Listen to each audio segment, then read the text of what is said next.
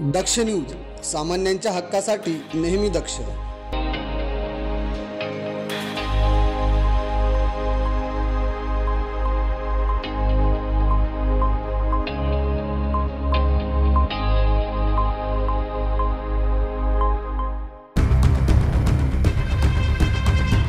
नाशिक शहरात पंचवटी पोलिसांची आणखी एक उल्लेखनीय कामगिरी पाहायला मिळाली आहे. जबरी चोरी करणारा आणि तडीपार घोषित आरोपी अखेर जेरबंद करण्यात आलाय.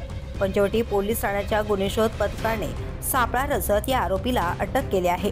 गुन्हेगार सचिन रामदास आमटे वय 28 वर्ष, रहिवासी कोमावतनगर पंचवटी याला ताब्यात घेण्यात आले. सण उत्सव आणि आगामी मनपा निवडणुकांच्या पार्श्वभूमीवर पोलीस आयुक्त संदीप कनिक यांनी गुन्हेगारांवर अंकुश ठेवण्याच्या कडक सूचना सर्व पोलीस ठाण्यांना दिल्या होत्या आणि त्याचाच परिणाम म्हणजे ही कारवाई.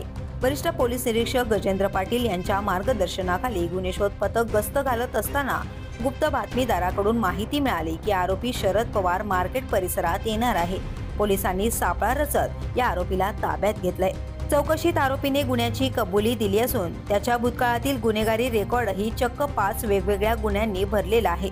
2014 पासून ते 2025 पर्यंत खुनाचा प्रयत्न, दारूबंदीचे उल्लंघन, फसवणूक, हत्यार बाळगणे आणि सार्वजनिक शांततेचा भंग अशा गंभीर गुन्ह्यांमध्ये त्याचा सहभाग आहे.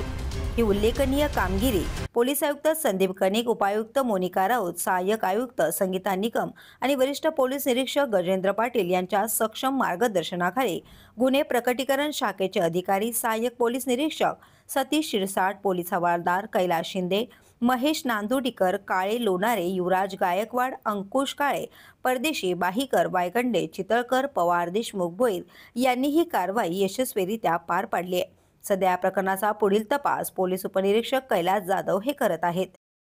करण सिंग बावरी, दक्ष न्यूज, नाशिक.